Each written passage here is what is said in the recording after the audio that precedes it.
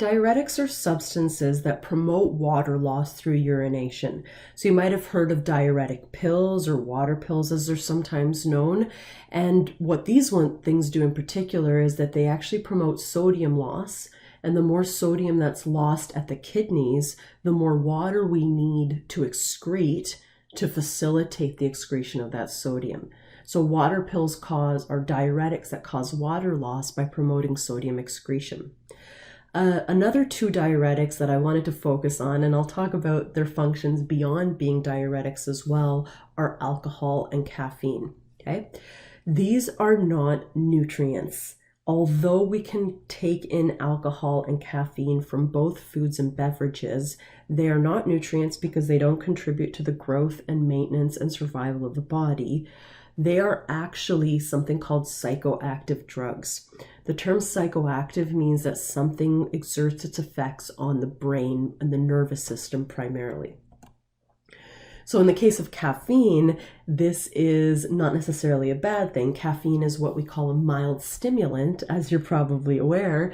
That's probably why you drink caffeine if you do, because the stimulating effects of caffeine can help you feel alert, it can help you feel awake, it can help stave off the feelings of feeling really tired and sleepy. And caffeine, especially when it's taken within coffee or tea, may have some beneficial properties. It has been shown to have some anti-inflammatory properties, but that might be more about the method we take caffeine in, like for instance, tea or coffee. They typically recommend not consuming caffeine during pregnancy because we know that it does cross the placenta and it may increase the risk of miscarriage. So something to keep in mind there. But in general, the effects of caffeine are relatively mild and it is a safe thing to consume within about 300 milligrams per day is what we typically recommend. Conversely, alcohol, another psychoactive drug, this one's not so healthy. And the negative health effects of alcohol are really well known and tend to increase the more we drink in a particular sitting, as well as the more often we drink overall as well. Okay?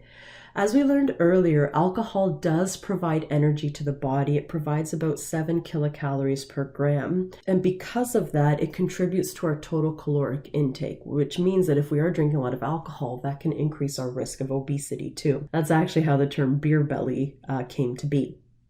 As I mentioned, alcohol has a large set of negative health effects that goes way beyond this list right here. So as you're probably aware, chronic alcohol use can increase the risk of liver disease, such as cirrhosis of the liver, increases the risk of cardiovascular disease, increase the risk of negative mental health effects. There's negative social outcomes of alcohol. Some people, when they drink, they become violent or they become hostile. I know a lot of people drink, I drink too, and it's just something that you really need to not overdo. And ideally, if you can minimize your alcohol intake, that's probably best. That being said, there is evidence to support that a moderate intake of alcohol, and I'm talking like 1 to 2 servings per day, 1 serving a day for women, 2 for men, this may actually afford a slightly decreased risk of cardiovascular disease. And one of the main reasons people think that that might be is that alcohol has a thinning effect on the blood.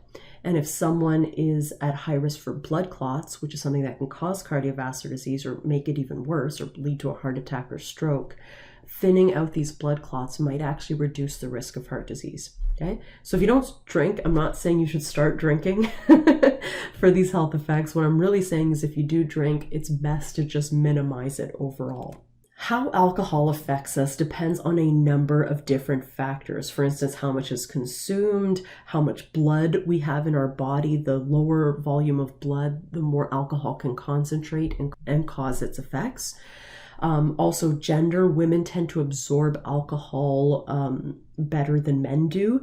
Plus, we tend to have lower blood volume than men, so we tend to get drunker more quickly than men as well. Certain types of alcohol, especially if we mix different types of alcohol together, that can also increase our risk for intoxication. And what's interesting is that a woman's menstrual cycle can also affect her level of intoxication. Women tend to be more likely to get intoxicated right before their period and during ovulation as well. Almost all of the alcohol we consume is metabolized at the liver. And that's why excessive alcohol intake can promote liver damage, because that's the organ that really needs to work to process this alcohol. There are two main enzymes that are responsible for breaking down alcohol, or what we call ethanol, into a form that is not so toxic. Okay, so in the first stage, our body takes alcohol, and the enzyme alcohol dehydrogenase breaks it down into something called acetaldehyde, and then aldehyde dehydrogenase breaks it down into acetate. Now, acetate can be used to make acetyl-CoA, which we learned about in chapter 3, the metabolism chapter. Remember that acetyl-CoA can enter the citric acid cycle and then be used to form ATP. Acetyl-CoA can also be used to make fatty acids, and that's why if we consume alcohol beyond our energy needs, we can store this extra energy as fat. What's interesting is that some individuals lack one or both of these enzymes that help break down alcohol. We see this, for instance, in some Asian populations, or it's more likely in certain Asian populations. And what we find is when they do drink alcohol, someone with this type of genetic mutation, when they do drink alcohol, they might become very red in the face, or they might get intoxicated really quickly. The good news about that is that that might actually lead them to consume less alcohol and actually decreases the risk of alcohol-related complications. Hangovers happen. If you're going to drink, that's one of the risks you take. The more you drink, the more likely you are to develop a hangover. The symptoms are listed here, but if you've ever drank excessively before, you're all probably well aware of the symptoms of a hangover, which can include vomiting, tiredness, lethargy, headache, and just a general sense of meh is what hangovers can cause. Not that I've ever experienced one myself. Hangovers can sometimes be due to the buildup of the metabolites that are produced when we process alcohol, but they can also be due perhaps to something called congeners, which are these other molecules that are sometimes found in alcoholic beverages. So it might be due, we actually don't fully understand why hangovers develop, but it could be the alcohol content itself, or some of the extras that are found mixed in with alcohol. The best way to avoid a hangover, there is no known cure for a hangover except for time. Coffee does not cure a hangover. What caffeine does is it wakes you up so you can feel your hangover even more. Okay? A best way to avoid a hangover is to not get a hangover in the first place, to not drink too much.